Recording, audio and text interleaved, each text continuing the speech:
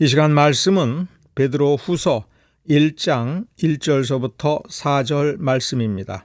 예수 그리스도의 종과 사도인 시몬 베드로는 우리 하나님과 구주 예수 그리스도의 의를 힘입어 동일하게 보배로운 믿음을 우리와 같이 받은 자들에게 편지하노니, 하나님과 우리 주 예수를 알므로 은혜와 평강이 너희에게 더욱 많을지어다. 그의 신기한 능력으로 생명과 경건에 속한 모든 것을 우리에게 주셨으니, 이는 자기의 영광과 덕으로서 우리를 부르신 자를 알므로 말미암음이라. 이로써 그 보배롭고 지극히 큰 약속을 우리에게 주사, 이 약속으로 말미암아 너희로 정욕을 인하여 세상에서 썩어질 것을 피하여 신의 성품에 참여하는 자가 되게 하려 하셨으니, 우리가 이 시간 특별히 주목하고자 하는 것은 그 중간에 있는 2절과 3절입니다. 2절은 이렇게 시작합니다. 하나님과 우리 주 예수를 알므로 이렇게 되어 있습니다.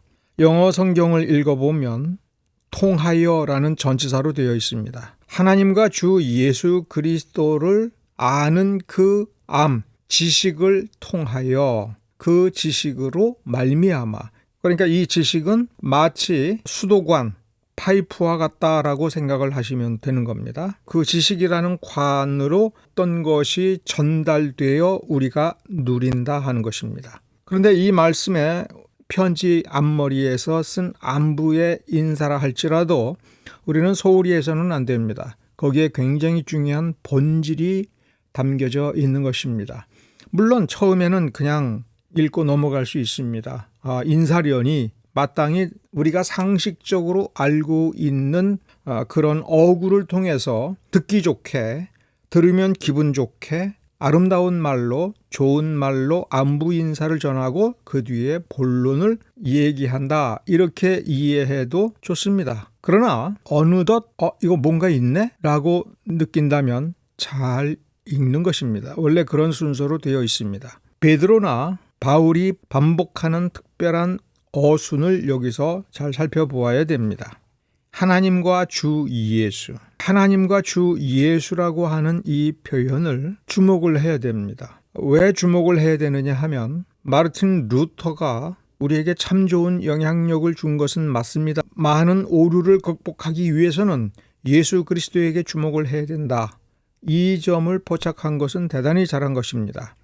그러나 그는 좀 부족했습니다. 부족하다는 건 뭐냐 하면, 그 시대에 있어서 그것이 어쩔 수 없이 강조되어야 되는 부분인 것은 사실입니다만, 그 후대를 위해서 좀 더 분명히 정리를 했어야 되는 부분은 예수 그리스도의 십자가가 성경 전체의 중심이다라고 하는 이 부분에서 약간의 수정이 필요합니다. 성경 전체의 중심은 삼위일체 전체에 있는 것이고, 삼위일체 중에서도 예수 그리스도를 통하여 우리가 어디까지 시선이 닿아야 되느냐 하면 하나님 아버지입니다.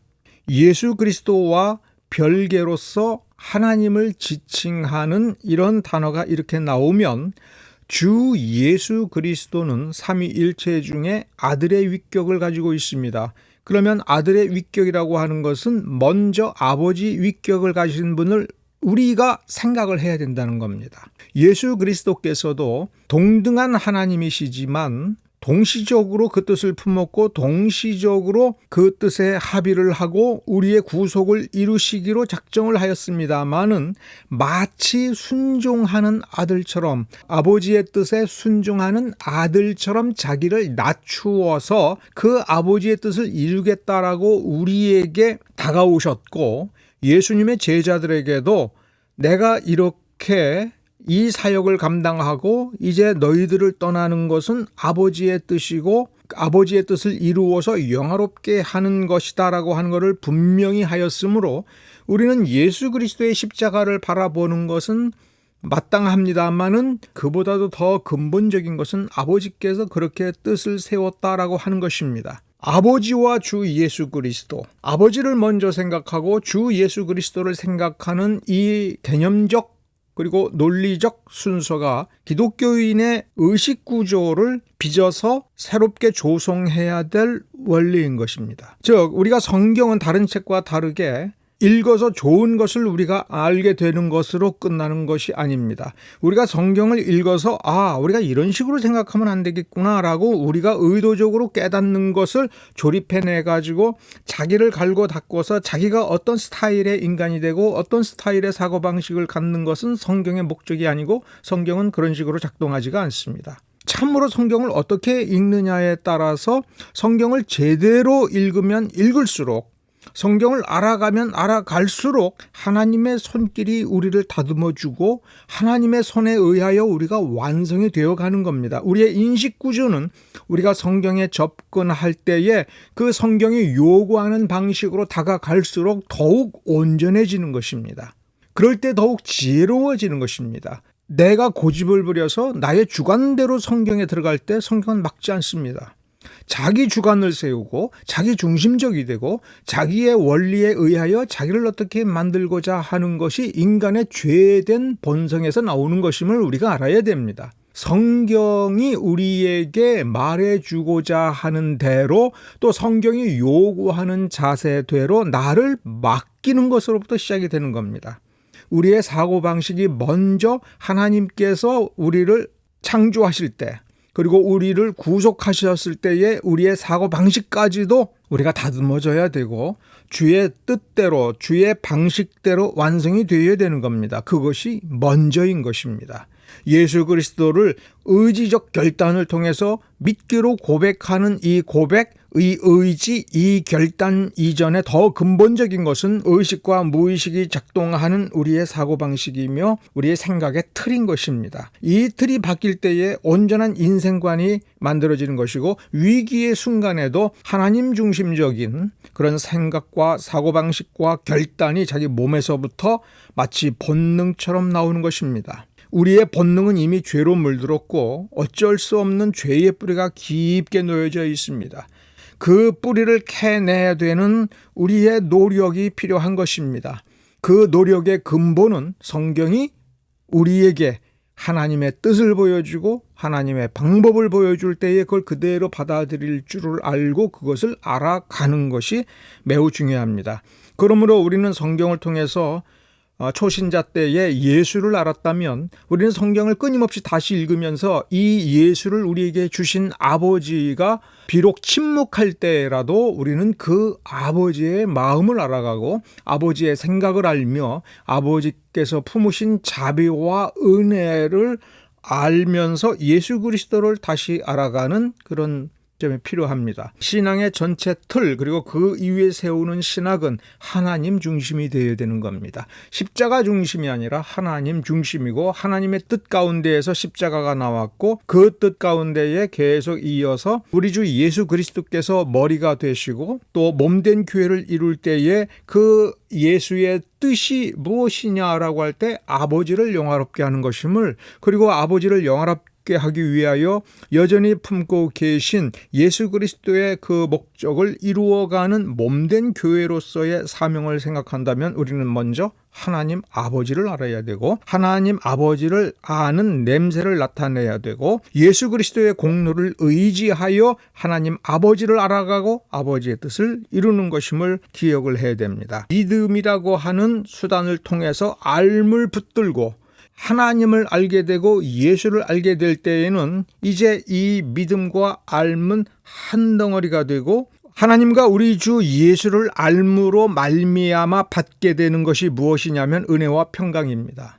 은혜와 평강이 성경에서 깊이 따져보면 무엇이냐 이걸 논하기 전에 대강 무슨 뜻인지 우리는 알지 않습니까? 그런데 이게 어떻게 온다고요? 알므로 말미암아 오는 걸로 되어 있습니다. 그렇죠? 은혜와 평강은 우리가 구하는 것이 아니라 우리가 예수 그리스도를 나의 구세주로 믿고 참으로 구원받았을 때에 그 다음 단계로서 이 믿음을 통해서 알므로 나아가면 그 알물 통하여 알면 알수록 은혜와 평강이 우리에게 다가온다. 대강 이런 뜻이라고 하는 것은 그냥 문장에서 보이지 않습니까? 그런데 더욱 많을지어다 라고 하는 것에서 이 번역자들이 굉장히 노력을 했고 상당히 번역을 잘했다라고 하는 것을 생각해 볼수록 확인할 수가 있습니다. 더욱 많을지어다, 더욱 많아질 거다, 이런 뜻이죠. 그러면 어떻게 하면 더욱 많아져요? 예수를 알므로라고 그랬으니까 알면 노력하여 더 많이 알 수도 있죠. 하나님께서 우리에게 알을 깨우쳐 주시지만 깨우쳐 주신 것에서 머무르지 않고 참된 지식이 풍부해지고 그 지식이 체계를 잘 갖추면 갖출수록 더욱 많아질 것이다 라고 하는 표현입니다. 킹 제임스 영어 성경하고 NIV 영어 성경을 비교해 보면 킹 제임스 영어 성경이 굉장히 잘 되어 있습니다. NIV는 in abundance라고 하는 명사를 가지고 형용사를 만들었어요. 그래서 이거 그대로 번역을 하면 풍성한이 됩니다.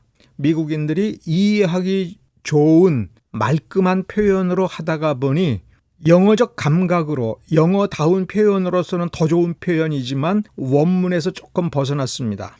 헬라어를 그대로 반영을 하고 문자 그대로 표현하면 multiply, 동사를 가져다가 수동태로 만들어 썼거든요. 곱하기를 한다는 뜻입니다. 배가 한다, 증식한다, 번식한다. 이 단어를 통해서 우리에게 보여주고자 하는 것이 무엇인지 감을 잡기 전에는, 또 감을 잡더라도 이것을 적절하게 바꿀 수 있는 멋진 한글이 없습니다. 번식한다라고, 사람을 번식한다라고 하기도 그렇고, 하나님의 은혜와 평강이 우리 안에 와가지고 이 은혜와 평강이 무슨 생물처럼 서로 결혼해가지고 자식을 두셋 넷을 낳으면서 번식을 한다, 이런 개념을 만들어낼 수는 없지 않습니까? 이런 개념도 아니고요. 이런 뜻입니다. 은혜와 평강을 하나님께서 주시는데 추상적이고 단순한 것이 아니라는 겁니다. 은혜와 평강을 우리가 받았을 때에 하나님 아버지와 예수를 알면 알수록 이 은혜와 평강이 자꾸만 커지는 겁니다. 놀랍도록 커지는 겁니다. 은혜와 평강을 더 많이 주시는 것인지, 우리도 모르는 사이에 막 부어주시는 건지, 이 은혜와 평강이 점점 그냥 그 자체가 커져버리는 것인지, 이 자체에서는 우리에게 보여주지 않습니다만 분명한 건 우리가 처음 받았을 때는 이만큼이구나라고 했지만 하나님 아버지와 예수 그리스도를 알고 나서 보니 엄청나게 커져 있다, 엄청나게 강력해진다, 그런 뜻인 것입니다. 그러므로 이 말씀만 보고 이 말씀을 묵상하면 우리에게 정말 은혜가 더 필요하고 우리에게 평강이 필요하면 주여 주십시오라고 기도해서 매달리고 울고불고 하는 것도 중요합니다만은, 불안하고 염려가 되고 내가 뭔가 쪼들릴수록 성경을 읽어라. 성경을 통하지 않고서는 하나님을 알 수 있는 어떤 특별한 계시가 존재하지 않습니다. 성경을 통하지 않고서는 저 우주에 펼쳐진 하나님의 법칙을 이해할 수가 없습니다. 하나님 아버지를 알고 그 하나님이 아버지가 되어서 우리를 위하여 아들 예수 그리스도를 보내주셔서 십자가에 달려 돌아가시게 할 때에, 예수께서 십자가 위에서 기꺼이 죽으실 때에, 그 피공로를 우리에게 주고자 하셨을 때에, 그리고 실제로 주셨을 때에 성경이 우리에게 보여주는 기록을 낱낱이 살펴보면서 더 깊숙하고 더 세미하게, 더 정확하게, 더욱 꼼꼼하게 살펴서 알면 알수록 이 은혜와 이 평강이 더 커진다라고 하니, 하나님은 우리에게 은혜를 누리는 방법에 대해서 이미 이렇게 가르쳐주고 있는 것입니다. 누가 이런 말을 합니까? 베드로입니다. 베드로만큼 실패해 본 사람이 있겠습니까? 베드로만큼 예수 그리스도를 부인해 본 사람이 있겠습니까? 두려움에 떨면서 저주까지 해가면서 예수님을 부인했던 사람입니다. 그가 그 마음의 병을 어떻게 고쳤을 것이라고 생각합니까?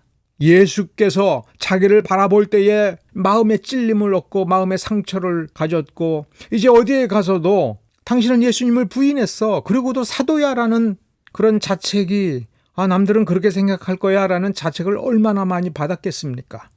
그 상처를 어떻게 치유했겠습니까?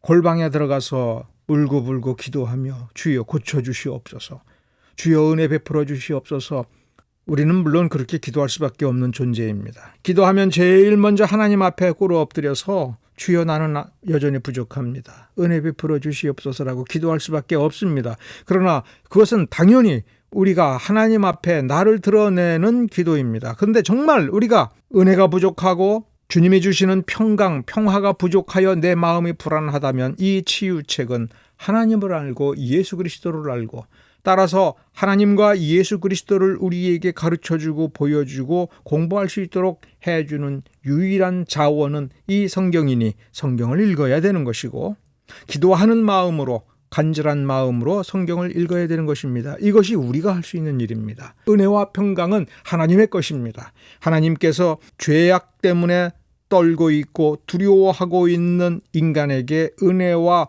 평강을 주시는 겁니다. 그 은혜와 평강이 무엇이든 우리는 처음엔 알 수가 없습니다. 왜 알 수 없습니까? 하늘에 속한 것이기 때문에 우리는 은혜와 평강에 대해서 이 세상을 살면서 느끼는 어떤 개념으로 정확히 그런 거다라고 말을 하면 안 됩니다. 죄는 하나님에 속한 것을 알 수 없게 만드는 장애물이기 때문에 그렇습니다. 우리 가운데 죄의 찌꺼기가 남아있고 죄의 흔적이 남아있다면 우리는 하나님께 속한 것을 온전히 알 수가 없습니다. 성경을 봐야 됩니다.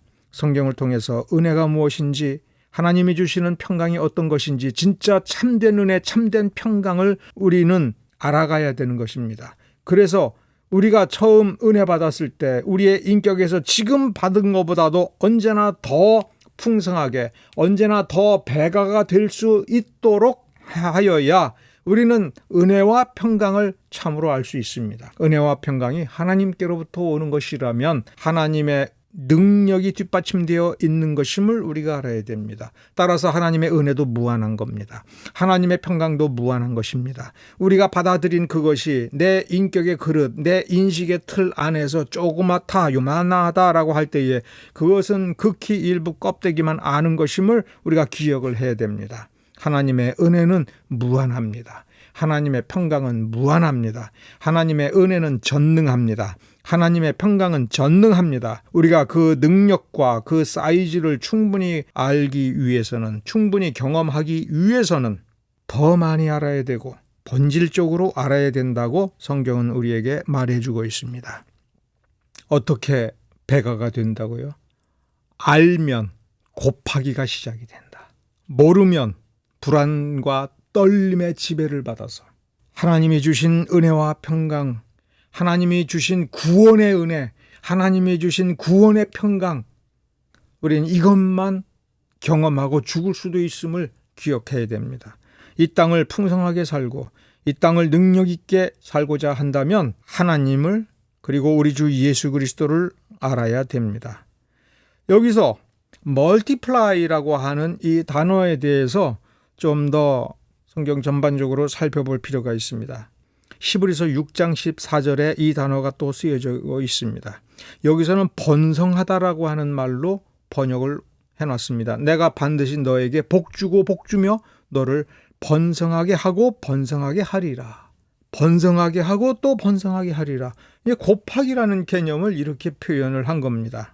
유대인들이 BC 3세기 무렵 알렉산드리아에서 구약 성경을 헬라어로 번역할 때에 구약 성경을 충실히 가장 잘 안다는 사람들이 모여서 선택한 단어가 이 플레디노입니다.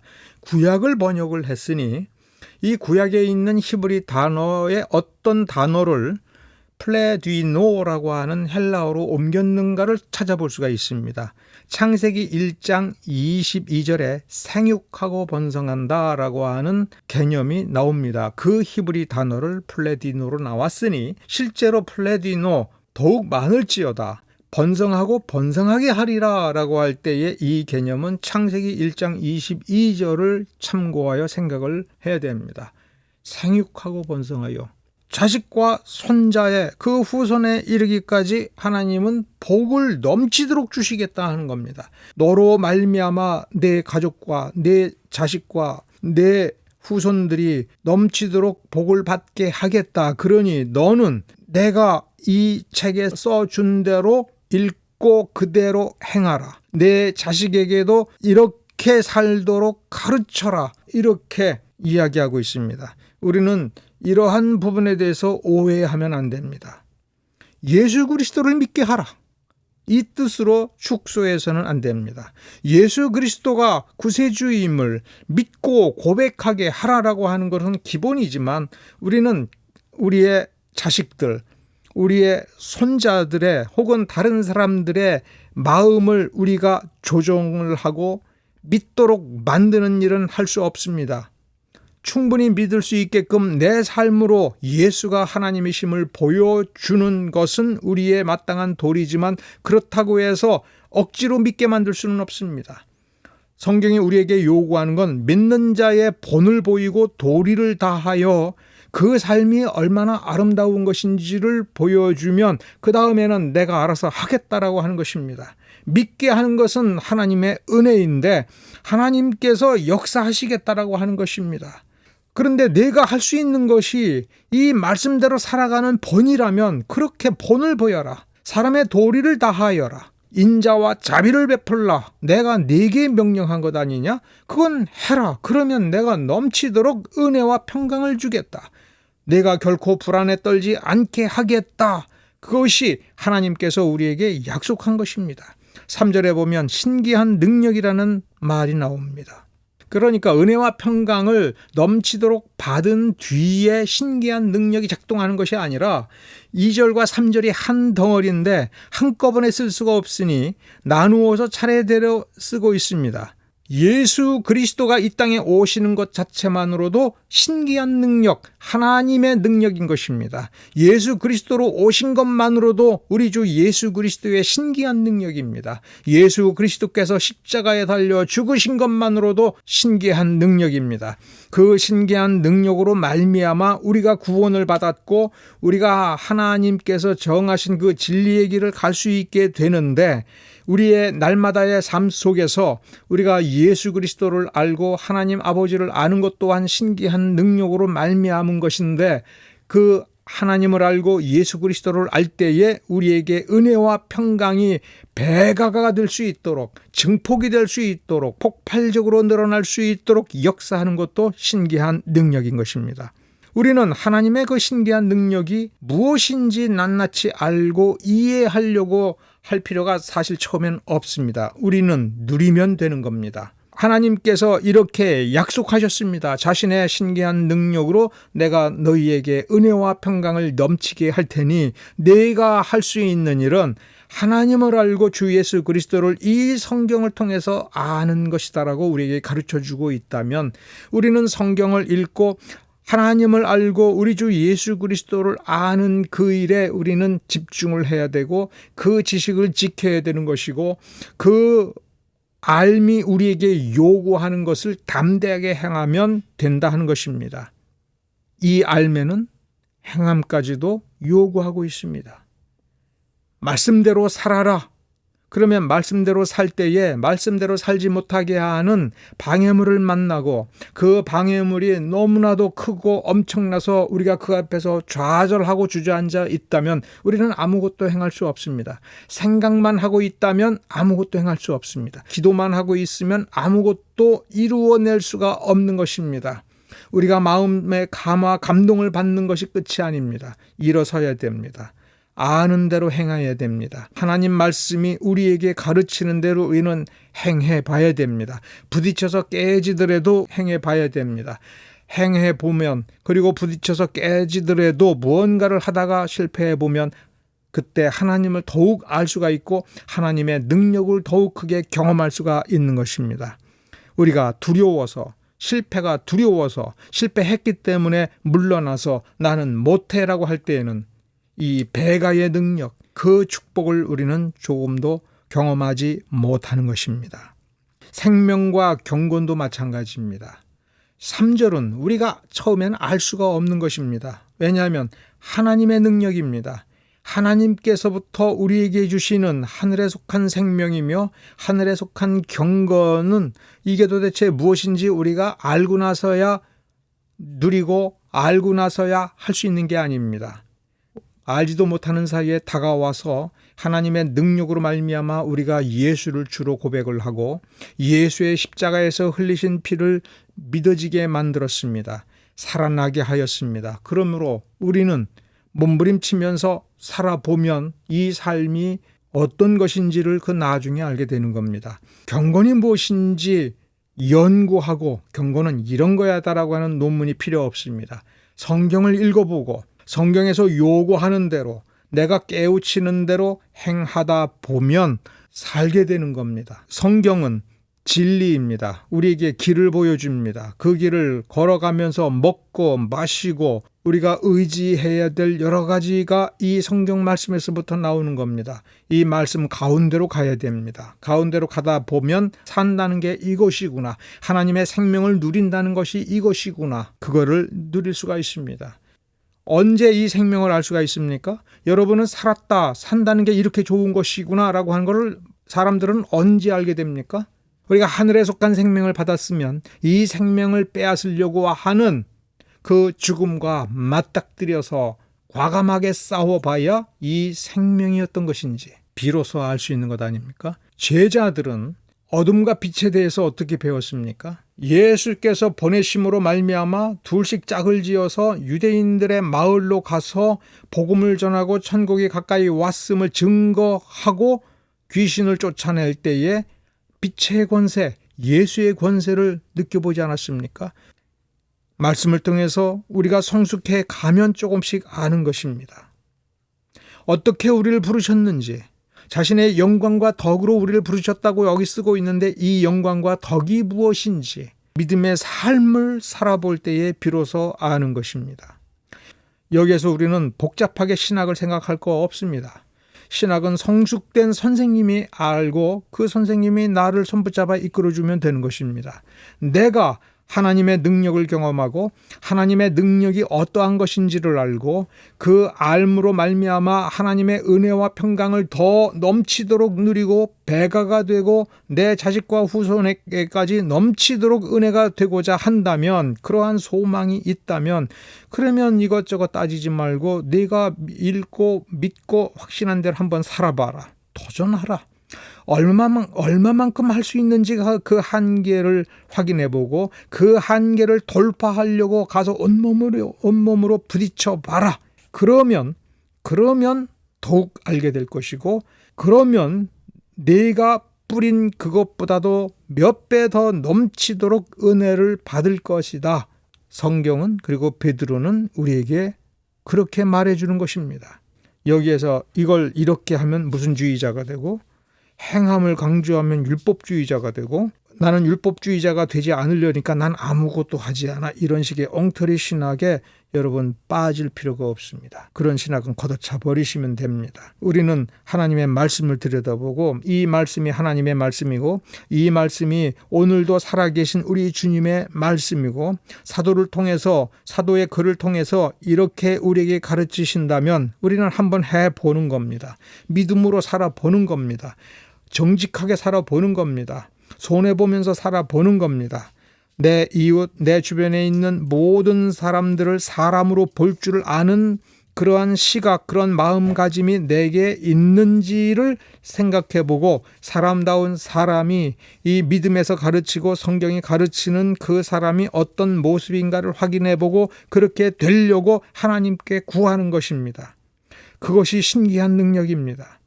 하나님이 해내십니다. 하나님이 가르쳐 주십니다. 하나님이 우리를 이끌어서 그렇게 만들어주는 방법이 이 말씀대로, 이 말씀을 담대하게 거기 써 있는 그대로 해보라라고 하는 그 말씀에 있습니다. 그러면 은혜와 평강이 배가가 되고 생명과 경건에 속한 모든 것을 우리에게 주십니다. 생명을 주시고 경건을 주실 뿐만 아니라 생명에 속하고 경건에 속한 모든 것을 주시는 것은 이것을 알므로 말미암은 것입니다. 우리는 이 지점부터 반성을 할 때에 참된 교회가 되고 참된 신자가 되는 것, 우리가 그 점을 기억해야 될 것입니다. 기도하겠습니다.